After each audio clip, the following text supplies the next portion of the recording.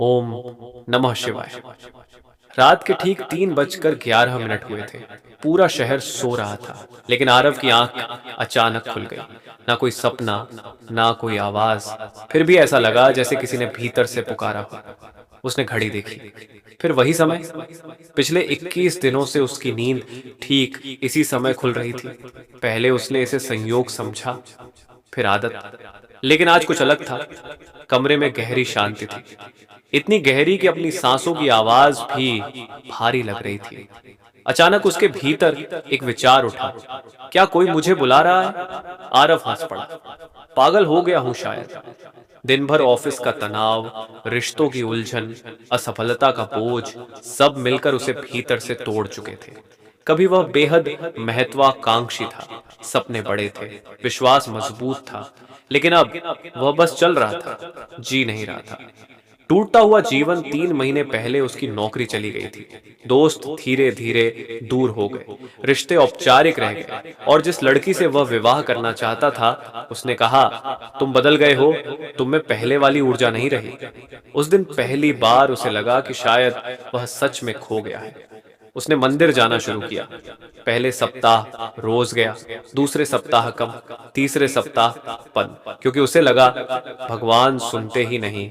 लेकिन आज इस मौन रात में कुछ अलग था। पहली पुकार अचानक उसके मन में बिना प्रयास एक शब्द उठा, शिव। उसने नहीं जपा, नाम स्वयं उठा, जैसे कोई भीतर बैठा हो जो उससे पहले से जाग रहा था। उसका शरीर हल्का होने लगा, डर भी था, शांति भी। वो उठकर बालकनी में चला गया। आसमान काला था, लेकिन तारों से भरा हुआ, और तभी उसे लगा जैसे समय धीमा हो गया हो। हवा रुक गई, और भीतर एक आवाज आई, तुम मुझे ढूंढ क्यों रहे हो? मैं तो हमेशा यहीं था। आरव चौंक गया। उसने पीछे देखा, कोई नहीं, लेकिन आवाज स्पष्ट थी, बाहरी नहीं, भीतरी। संघर्ष का प्रश्न उसके भीतर अचानक वर्षों का दर्द उमड़ पड़ा। वह फुसफुसाया, अगर तुम हो तो मेरी जिंदगी ऐसी क्यों है? मैंने क्या गलत किया? क्यों सब छिन गया? कुछ क्षण मौन रहा, फिर उत्तर आया, जो छिन्ना वह तुम नहीं थे, जो बचा है वही तुम हो। आरव की आंखों से आंसू बहने लगे। उसे समझ नहीं आ रहा था वह रो क्यों रहा है, जैसे कोई पुराना बोझ टूट रहा हो। पहला नियम, सत्य। आवाज फिर आई, तुम शिव भक्त बनना चाहते हो, लेकिन क्या तुम स्वयं से सत्य बोलते हो? उसके भीतर यादें चमक उठी, झूठी मुस्कान, दिखावटी आत्मविश्वास, दूसरों को खुश करने के लिए लिया हर गलत निर्णय। उसे एहसास हुआ वह दुनिया से नहीं, खुद से झूठ बोल रहा था, और उसी क्षण उसने पहली बार स्वीकार किया, हाँ मैं डरता हूं। जैसे ही उसने यह कहा, उसके भीतर एक अजीब शांति उतर गई। परिवर्तन का बीज उस रात कोई चमत्कार नहीं हुआ, कोई दिव्य दर्शन नहीं, लेकिन एक चीज बदल गई। उसने पहली बार भागना बंद कर दिया। सुबह उसने मोबाइल नहीं उठाया, ना सोशल मीडिया, ना शिकायत, बस चुप बैठा। 2 मिनट, फिर 5, फिर 10, और उसे महसूस हुआ मौन खाली नहीं होता, मौन भरा होता है। गुरु का आगमन तीसरे दिन वह बिना योजना के शहर के पुराने घाट पर पहुंच गया। वहां एक वृद्ध साधु बैठे थे, साधारण वस्त्र, शांत आंखें, और चेहरे पर ऐसी स्थिरता जैसे समय उन्हें छू नहीं सकता। साधु ने उसे देखते ही कहा, आ गए? आरव ठिठक गया। आप मुझे जानते हैं? साधु मुस्कुराए। मैं नहीं, तुम्हारा प्रश्न तुम्हें यहां लाया है। आरव बैठ गया। कुछ देर दोनों मौन रहे, फिर साधु बोले, तुम शिव को खोज रहे हो या समाधान? यह प्रश्न सीधे हृदय में लगा, क्योंकि सच यही था, वह शांति नहीं, समस्या का अंत चाहता था। असली साधना, साधु बोले, शिव समस्या खत्म नहीं करते, वे तुम्हें इतना विशाल बना देते हैं कि समस्या छोटी लगने लगे। भक्ति भागना नहीं है, भक्ति सामना करना है। आरव ने पूछा, तो मुझे क्या करना होगा? साधु ने कहा, कुछ नहीं, बस झूठ छोड़ना होगा।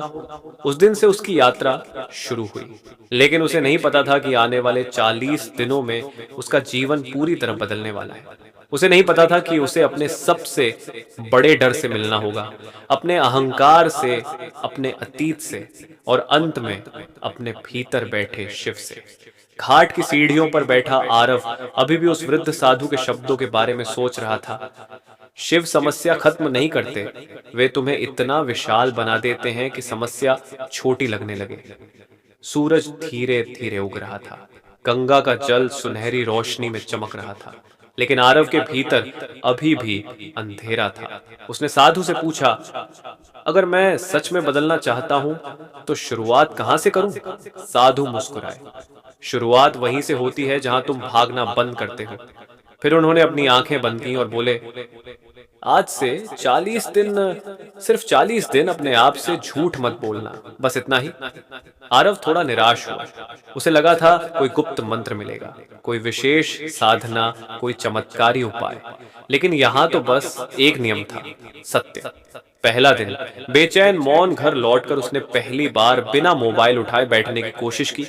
2 मिनट, बस 2 मिनट, लेकिन मन तूफान बन गया। पुरानी बातें, भविष्य की चिंता, असफलता की यादें। उसने आंखें खोल दी। यह ध्यान मेरे बस का नहीं। तभी उसे साधु की आवाज याद आई, मौन में बैठोगे तो पहले शोर मिलेगा, क्योंकि मन पहली बार सुना जा रहा होता है। उसने फिर आंखें बंद की। इस बार उसने कुछ नहीं किया, न मंत्र, न कल्पना, बस सांसों को महसूस किया। और पहली बार उसे एहसास हुआ वह वर्षों से खुद के साथ अकेला नहीं बैठा था। तीसरा दिन, क्रोध का सामना। तीसरे दिन उसका पुराना बॉस फोन पर चिल्लाने लगा। किसी अधूरे काम का दोष उस पर डाल दिया गया।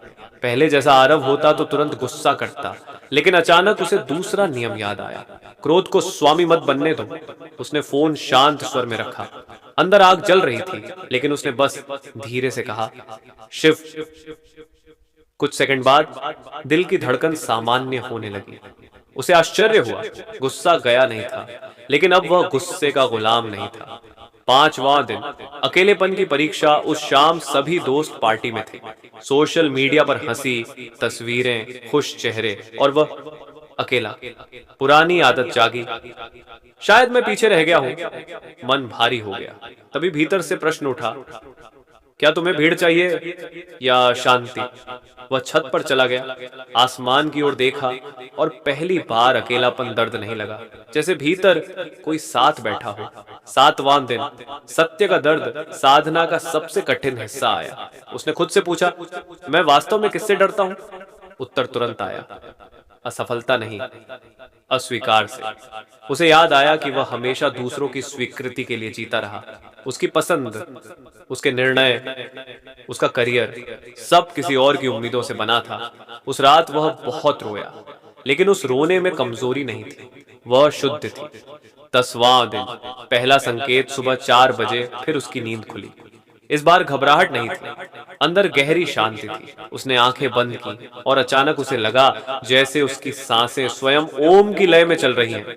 ना प्रयास, ना कल्पना, बस स्वाभाविक ध्वनि। कुछ मिनट बाद वह सामान्य हो गया, लेकिन उसके भीतर एक विश्वास जन्म ले चुका था, कुछ बदल रहा है। गुरु से दूसरी मुलाकात, वह फिर घाट पहुंचा। साधु पहले से बैठे थे। आरव ने उत्साहित होकर कहा, मेरे साथ कुछ अजीब हो रहा है, क्या यह सही है? साधु हंसे, जब मन शांत होता है तो तुम्हें अजीब लगता है, क्योंकि तुम शोर के आदी हो। फिर उन्होंने गंभीर होकर कहा, अब असली परीक्षा शुरू होगी। आरव चौंका, कौन सी परीक्षा? साधु बोले, जब जीवन सुधरने लगे तब अहंकार वापस आएगा। 15वां दिन, अहंकार की वापसी। उसे अचानक एक नई नौकरी का इंटरव्यू कॉल आया। आत्मविश्वास लौटने लगा। मन बोला, देखा साधना काम कर रही है। लेकिन उसी क्षण भीतर से आवाज आई, या फिर तुम फिर से परिणाम से जुड़ रहे हो? वह चुप हो गया।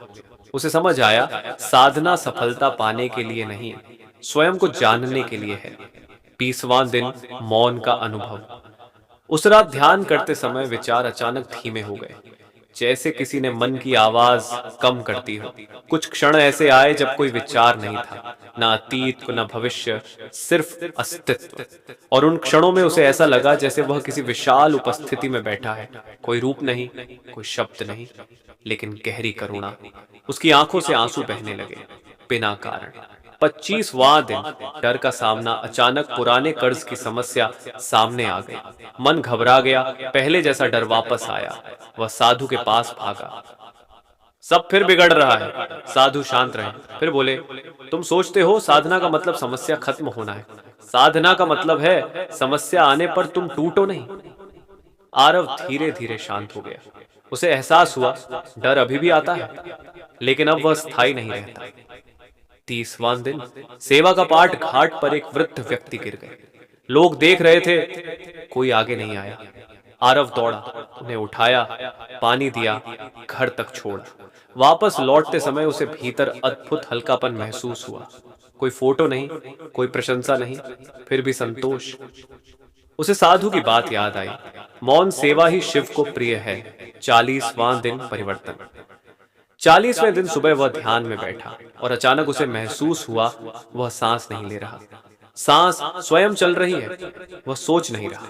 विचार स्वयं आ जा रहे हैं। पहली बार उसने अनुभव किया वह मन नहीं है। उस क्षण भीतर एक वाक्य स्पष्ट उठा, शिव बाहर नहीं, चेतना का अनुभव है। उसने आंखें खोली, सूरज उग रहा था, सब कुछ वही था, लेकिन देखने वाला बदल चुका था। लेकिन यात्रा अब भी समाप्त नहीं हुई थी, क्योंकि अगले चरण में उसे अपने जीवन की सबसे कठिन परीक्षा से गुजरना था, अतीत का सामना, और वहीं तय होना था कि वह साधक बना रहेगा या फिर पुराना आरव वापस लौट आएगा। हर हर महादेव।